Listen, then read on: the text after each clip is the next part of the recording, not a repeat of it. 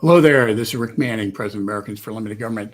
We wanted to touch base with you guys because lots of stuff is happening right now in the elections. It's kind of, it can seem kind of overwhelming, but the fact of the matter is the elections are now shifting pretty dramatically. And it's not unsurprising, but they're shifting towards the Republicans. It's what was expected to occur, but we're now seeing it in the polling. And it means a lot of races that might have shown up and looked like a week ago that they were very difficult races for Republicans are now narrowing up, and potentially Republicans are leading. So let's just look at the generic ballot real quick, because I think that will give you more of a sense of what we're talking about.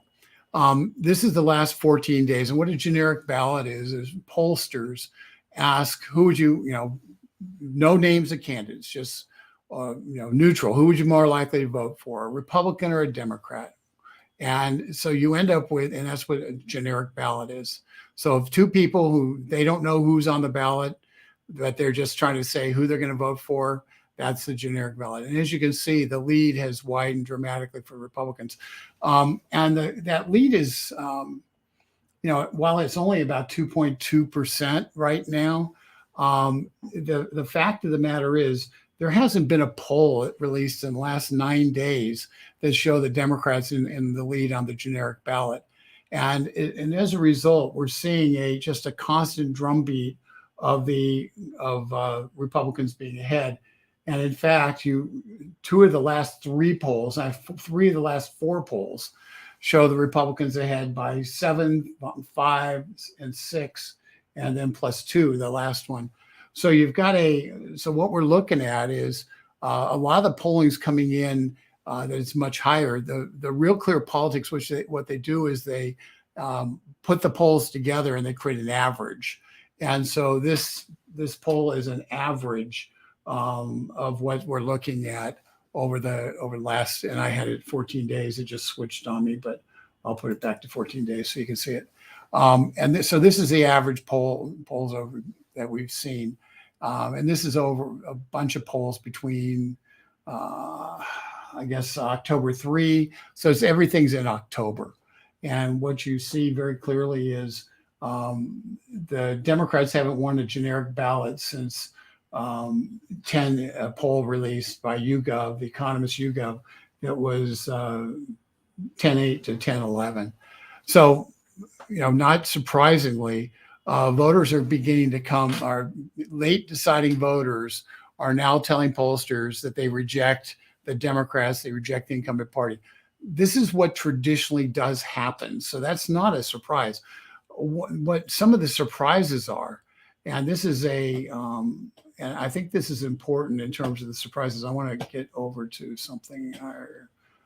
Sometimes I really wish my mouse would work, but there it is. Okay, I'm gonna switch over to another article here, and this is a CNN article. And when the CNN poll tells voters tilt towards Republicans over Democrats in competitive districts, it makes a very important point. And I'm not gonna go into the details of the poll, but I'm gonna, except for it is what it says. That's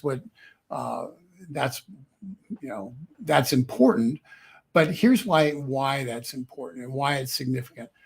The generic ballot includes as a national poll. Okay, so if you're in a district that has 90% Democrats and 10% Republicans, like a lot of the urban districts in LA or Chicago or New York, which is a huge number of districts in this country, those are 90-10 districts by and large. Many of them are 90-10 districts. And so when their generic ballot in those districts, it might be 80-20 Democrat Republican. So that means the rest of the country is then getting you somehow to a 2.3% increase lead for the Republicans. And most of the Republican districts are, the best Republican districts are 65% Republican, 35% Democrat. We don't have any districts. The Republicans don't have any districts that are 90-10 districts or 80-20 districts. So so by nature, what you have are the competitive districts much aren't being reflected. The national generic undercounts the Republican advantage in those narrow districts, because it's naturally weighted to have more people skewed towards the urban areas because of the massive advantage they give the Democrats.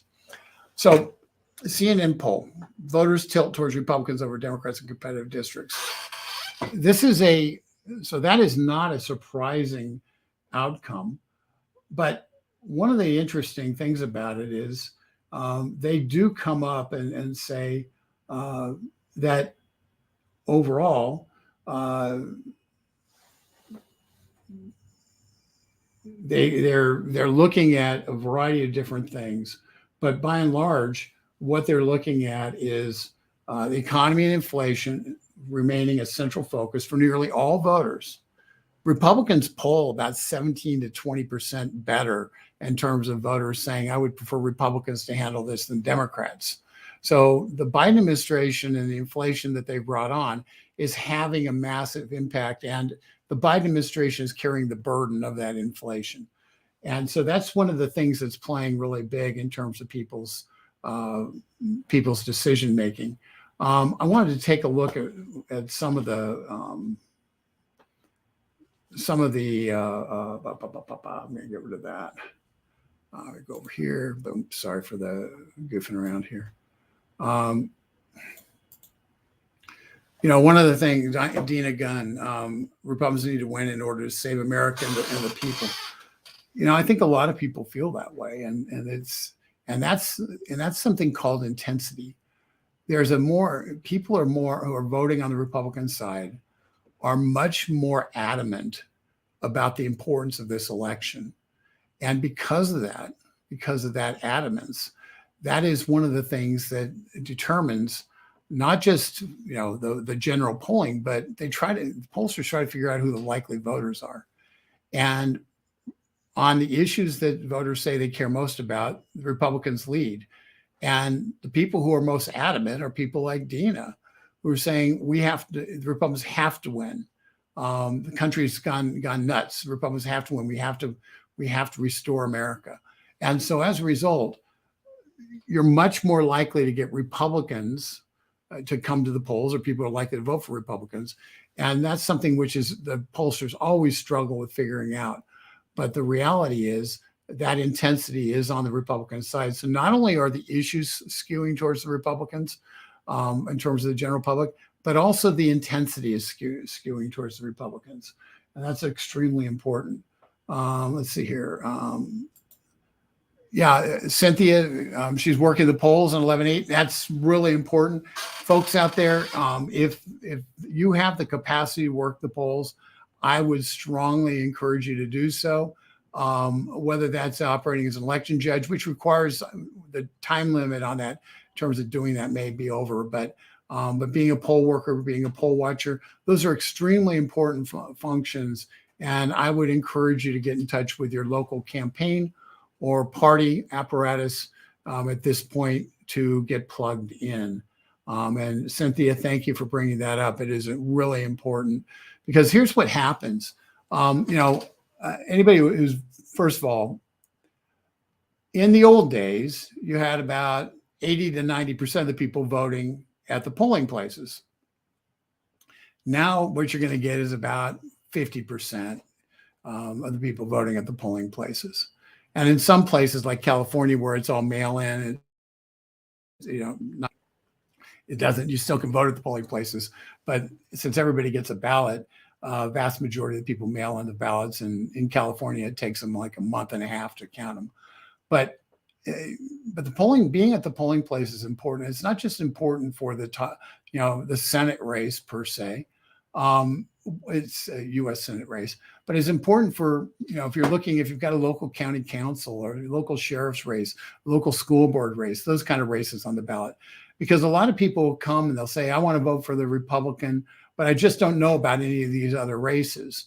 And so if you're going to work the polls, be informed about the people who are down ballot, because most likely your people are, particularly in the nonpartisan races, because if somebody comes in, I'm going to vote for Republicans, but some of them are nonpartisan. They don't know who the good guys are and who the bad guys are.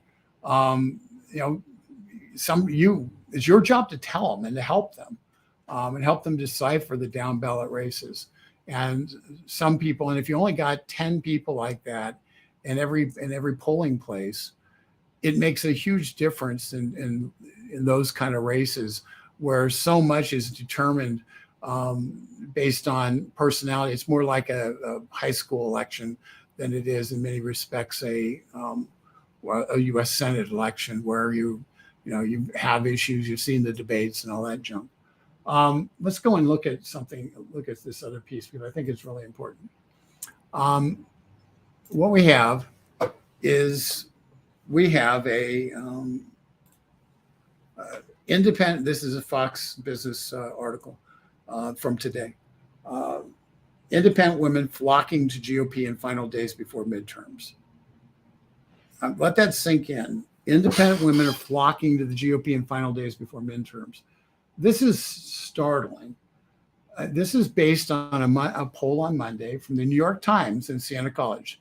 New York Times, that vast right-wing conspiracy leading newspaper, the New York Times, and Siena College, found that Republicans have an 11-point lead in the demographic of independent women voters. And with 46% of independent women saying they lean towards Republican candidates, while 35% prefer Democrats. This is a group that the Democrats regularly win. And for independent women to be saying, I'm not only I'm swinging hard towards the Republicans, it's an indictment of a lot of things. It's an indictment of they're going into the grocery store and they're saying they increase prices and they know who to blame.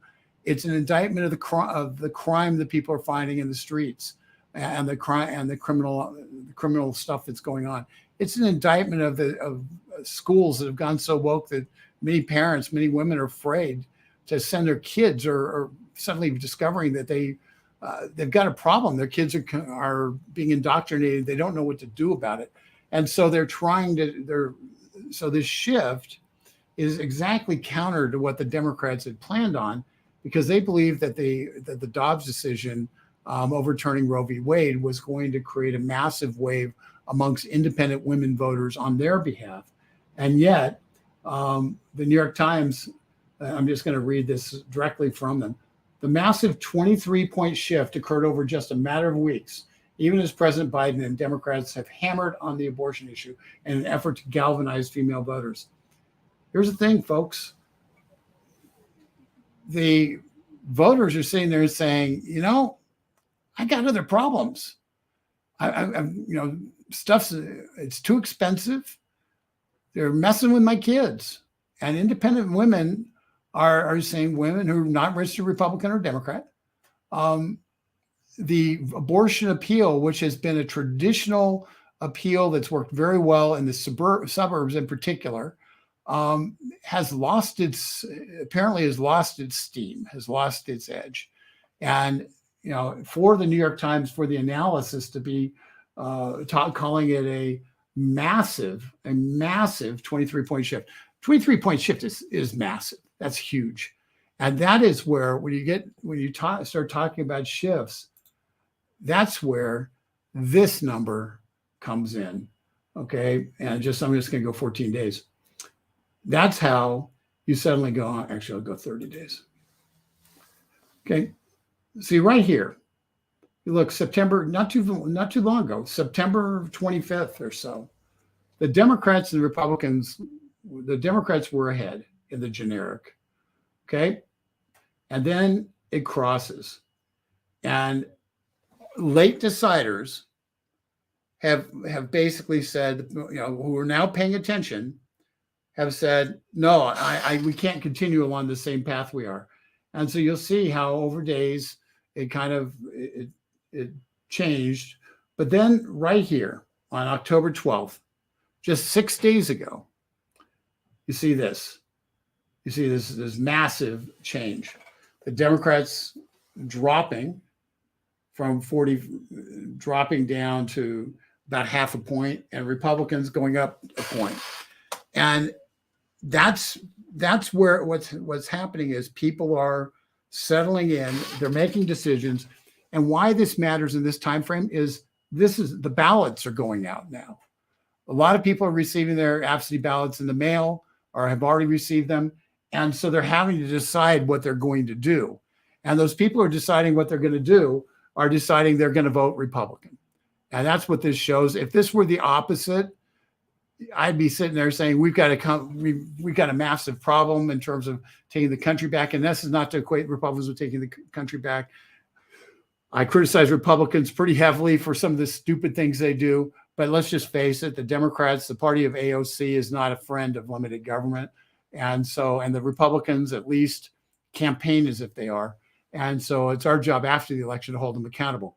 But right now, we got to deal with the hand we've got. And the hand we've got is we got Republicans, and the people are saying the country's in trouble.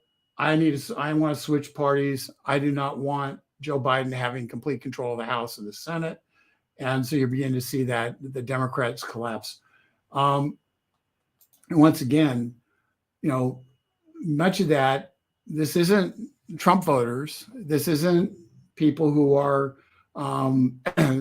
these are people who have chosen to be unaffiliated and have made the move to, and are now saying, oh, I'm voting for the Republicans more than I'm voting for the Democrats. And as a result, the Democrats' support has collapsed in that group, a group that they really need to win in order to have a good election day. There's another article which I had, but I'm going to just that I had that was that I'm going to talk about. I'm not going to put it up here, but the article deals with the Republicans registered in the last. This was an article from July of this year. At that point, the Republicans had registered nationwide about 400,000 more people to be Republicans than the Democrats had. Okay, what does that mean? Typically, the Democrats have a voter registration advantage, 5-6 point voter registration advantage.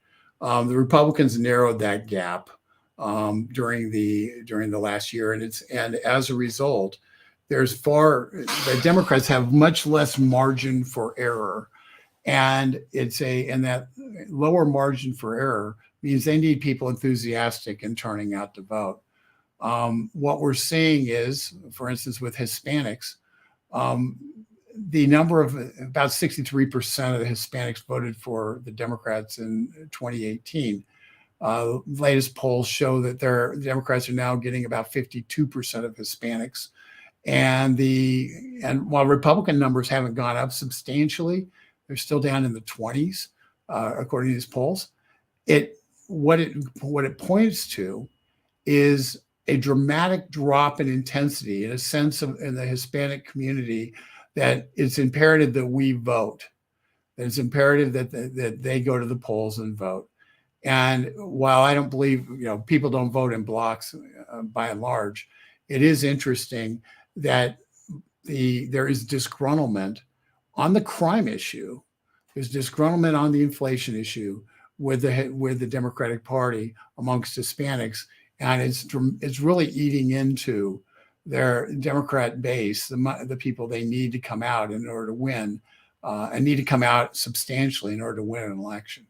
So so you have that, and once again, the way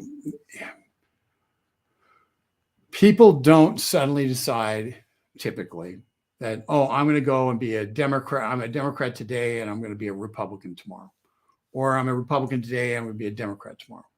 What they typically do is they go to an interim step. They say, okay, I'm not a Democrat. I'm not a Democrat anymore. I'm going to be an independent.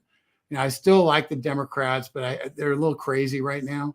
But so I can't really be part of that. But they're not willing to make the step to being a Republican. And so typically you see that transition between into the independent class. And sometimes people just land there and they stay there. And other times they then make the full conversion to whether they go from Democrat to Republican or Republican to Democrat. But you're seeing that in the Hispanic community. You're seeing the Hispanic community's loyalty that the Democrats depend upon to Democrat voters to vote for Democrat candidates dramatically diminish by over 20%, diminish. And what that means, and those people are now in the middle, and those people are looking for an alternative. And so the Republicans have a golden opportunity to be that alternative and to answer the question for many Hispanic voters is, can I trust a Republican and vote for them? And this isn't about immigration. The Democrats want to reduce the Hispanic vote down to immigration and tacos. And it's about crime. It's about security. It's about, the country the country you want to live in. It's about drugs that are running throughout their districts, throughout their neighborhoods. It's about Hispanics are one of the top reasons for Hispanics voting Republican this year is they're sick to death of the border being unsecured, and it's impacting their lives when they live on the border, because their businesses they're having problems with their businesses, they're having problems, all the crime, all the problems and dislocation that occurs, and as a result, they're saying, "Wait a second, this is nuts," and and they know that the Democrats have opened the border, thinking they're going to get votes out of it, but the Hispanics who've been here for a generation are saying, I came here legally and I expect others to come here legally as well. And so they've got a problem on their own immigration policy, which they thought would help them with Hispanics, is actually harming them, which is interesting. We need to take the House and Senate back. Yeah, that's true. Let's talk about that a little bit real fast. There are basically 8 Senate races that are going to be instrumental in whether or not the Senate, I'll focus on the Senate a little bit, or the Senate it gets taken back. 3 of those, and I'll say 9, I'll throw New Hampshire in. 4 of those, when you count New Hampshire, are currently held by Democrats. That's Georgia, which Raphael Warnock is running against Herschel Walker, held by Democrat. Arizona, where Mark Kelly is the senator, Democrat, and Blake Masters is the Republican candidate. You have Nevada, where Masto Cortez is the Democrat senator incumbent, and Paul Laxalt Adam Laxalt is a Republican opponent. And then in New Hampshire, you have Maggie Hassan and a guy named General Don Bolduc. And so you've got those four states where the Republicans, in order to take control of the Senate, have to win at least one of those. And they can't afford to lose any of the districts, any of the states that they currently hold. And unfortunately, there's five states where there are problems, where the Republican is not polling either ahead or is in some trouble. Those states are Pennsylvania. Senator Pat Toomey is retiring. Dr. Oz is the Republican nominee. He's running against a guy named Fetterman, and Fetterman is probably one of the worst candidates I've ever seen. But the polls show the average polls show in Pennsylvania that he's up by 2 points right now. Whether that holds or not, I don't know. I think Oz is going to win that race. But if the Republicans lose that race, that means to take control, they'll need to win 2 of those Democrat seats. Ron Johnson from Wisconsin. Senator Ron Johnson is in a tight race in Wisconsin. Wisconsin is a challenging state. It's a lean, kind of slight lean Republican state, but they've got a highly contested gubernatorial race on the ballot. Johnson's on the ballot. Johnson's polling a little bit ahead, so he's leading by a little, but you certainly can't take it for granted. And I'm telling you these races so you can know which ones to look at, but also if you're so inclined, you'll know which ones to click on their campaigns and potentially give them $25 to help them out. That's not what we typically do, but I think it is important. And some of these things, if you want to help somebody in another state and that you don't have any ability to impact by being a voter, knowing who they are is important, which ones are in play. Iowa is one that's Chuck Grassley is ahead. He's ahead by about 3 points. But that race, he's running well behind the Republican governor. Kim Reynolds is double digits in front, and Grassley's running significantly behind Kim Reynolds. And Grassley's one of the good guys out there. I don't agree with him on everything. He's for corn and corn ethanol and all that junk, which but the fact of the matter is he stood firm. He stood firm against Department of Justice overreach. He's been one of the few guys who just continues like a dog with a bone to try to hold the Department of Justice accountable. And we all remember that as chairman of the Senate Judiciary Committee, he's the one who made certain that the Republican votes held and Kavanaugh was in fact was affirmed and became a Supreme Court justice. So he's an important member, and and quite honestly, it's for nothing else from partisan purposes, it's a Republican seat. And if you lose Iowa, then once again you've got to pick up one of those 4 Democrat seats in order to win. North Carolina, Ted Budd is a good conservative, and he's up by, depending on the poll, 2 to 6%. But it's a super tough race. And every meeting I go to in town, I get just pilloried by people saying, we need to talk about Ted Budd. We need to make sure Ted Budd wins. And so I'm telling you about him. We have, and then one that's a surprise to people is Utah. Utah is a surprise to people because, it's a straight Republican state. How can the Republican be in trouble? Well, Mike Lee is one of the truly great guys on the Hill. People always say, "Gee, I don't want somebody representing the K Street. I want them representing, what's right." And Mike Lee does that. Mike Lee is one of those guys, and once again, I've had conversations with him which are very, very direct on some things where, quite honestly, I think he was really badly mistaken in the policies that was taken. But ultimately, the guy's an honest, straight shooter. And he's a guy who if you remember, Mike Lee was one of the 2 who fought to repeal Obamacare.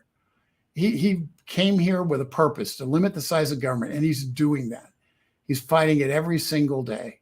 And there's been issues that we've, where he's sponsored bills that we've been pushing. He's really a good guy. He did, in fact, write a book that just came out called Saving Nine, talking about trying to stop the packing of the Supreme Court and give some history on that. So he's a guy who's very thoughtful. And the reason he's in trouble is because Mitt Romney doesn't support him, because he's not the establishment. And a guy who used to be a Republican, a staff person in the House Republican Conference, then ran for president against Donald Trump, and with the idea of getting enough votes in Utah to try to stop Trump from winning Utah and getting the Electoral College votes from Utah, split Republican votes out of there. Well, he's running as an independent now, and he's running as an independent in Utah. There's no Democrat on the ballot. The campaign strategy is simple. The Democrats are going to vote for Evan McMullin, and McMullin's hope is that Romney will drag enough Republicans to beat Mike Lee. And that's what's happening. That's the fight. And it is and it's pretty frustrating, but Mike's only up by 5 points in Utah. So once again, losing Mike Lee would be an utter, complete disaster. And they're incredible as an office. We work with them all the time, and it would be terrible if we lost Mike Lee. So that's where on some of those races.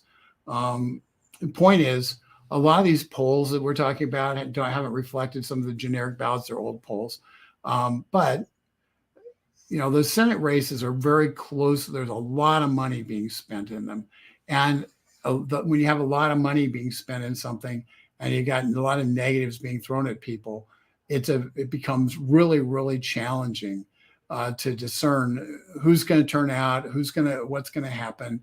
And the polls tend to be a lot more accurate in those kind of circumstances than in a random House race where people don't really know who's running. At that point, the generic ballot tries to makes a bigger deal out of it. An example of that's Georgia, where the latest poll out of Georgia has Raphael Warnock and Herschel Walker tied. Herschel Walker's been hit with really some bombshell attacks on him over the last couple of weeks that have been damaging. Many people here in D.C. panicked a little bit about it, but the fact is he's tied in the latest poll with Warnock, and it's a tough race. It is a tough race, and conversely, Brian Kemp, who's running for governor against Stacey Abrams in a rematch from the 2018 race. Brian Kemp is beating Abrams pretty outside the margin of error, 5-6 points, whereas Warnock and Walker's running about 5 points behind Kemp. And the hope is that the Kemp vote will people will kind of coattail Herschel Walker in a little bit and help him out. But it's a tough race. It's a very tough race. And control of this country, control the Senate, the ability of Joe Biden to pick a Supreme Court nominee, another far left Supreme Court nominee, if an opening should occur, is going to be, that has to go through the Senate. And if the Republicans control the Senate, Joe Biden's going to not have that same luxury of going with far left if a Supreme Court vacancy occurs. So he will have to be then put somebody who's have more moderate credentials up to be able to get them confirmed. That's the reality of the Senate. Every crazy nominee that Joe Biden appoints for various posts in the government, when they've got 50 Democrats, when they control the committees, they control everything. At that point, those people get to the floor and they get voted on, and they win. And the worst ones win 50 Democrats plus Kamala Harris. Control the Senate is the biggest stopgap you have to try to rein in an out of control Biden administration. It doesn't mean a lot of great stuff's going to happen. Conservative stuff's going to happen, but what it means is there'll be a mitigating factor in terms of appointees, and those appointees are the ones who put the crazy administrative policies in, the crazy regulations in, that we then have to spend 4 years trying to undo if we should win another election and another presidential election. So these Senate races are critical, and once again, the takeovers. And the Arizona race, I'll just talk 2 seconds on the Arizona race. We have to win that race. Blake Masters is a great candidate. Mark Kelly runs as a moderate, and yet Kyrsten Sinema from Arizona stood up and said, no, we're not going to break the filibuster, not Mark Kelly. Kyrsten Sinema is the one who stood up and said, no, we're not going to do the crazy Build Back Better plan. Not Mark Kelly. It's so Mark Kelly tries to run as a moderate. He's a former astronaut. Tries to run as a moderate, but the fact is he's as liberal as anybody in the nation, and he votes that way in the Senate. And he's trying to convince people of Arizona that he's a moderate. And Blake Masters is a business guy. He's smart. He's tough. He's learning. He's learning because this isn't his business, but he will be an extraordinarily great senator. And so the Blake Masters is important from an Arizona perspective. We need to do that. I am getting the big wave here that I'm taking too long. Let me do one more question. It's unbelievable to me how many are still supporting this administration after be running into the dish. Debbie, the key to this is get the people who are aware of what's going on and are concerned. A lot of people out there saying, I don't trust the elections are not fixed. We need to, and they're concerned about that. If you don't vote, your vote won't count. So don't allow that junk to get in the way of you going out and voting. If you're concerned about a mail-in ballot, then don't vote mail-in. Go in and hand your ballot to the election official, and you can do that early. So there's lots of ways to do this, but the bottom line is the left wins. If people say they're going to cheat anyway, so we're not going to try. And folks, that is exactly how the left wins, is people become discouraged. They don't vote. The country's too important to allow that to occur. We have to vote.